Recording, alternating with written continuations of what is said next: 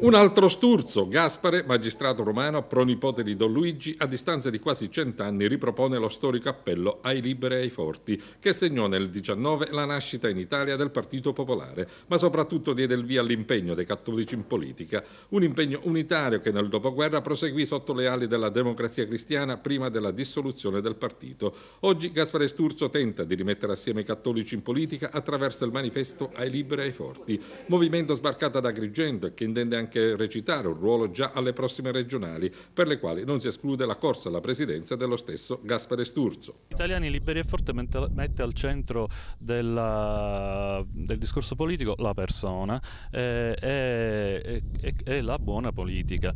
È ovvio che questo si scontra con gli interessi di gruppi particolari che invece, come sappiamo, cercano di dominare il panorama politico della nostra regione. Nel condividere la costituzione di questo partito abbiamo incominciato a darci da fare anche sul territorio. Noi a Palermo abbiamo costituito il 30 marzo la prima sezione comunale della città e abbiamo anche riscontrato un notevole interesse per questa iniziativa politica. All'Assemblea di Agrigento presenti anche diversi studiosi del pensiero sturziano. Oggi sia veramente giunto il tempo di porre la parola fine a questa diaspora.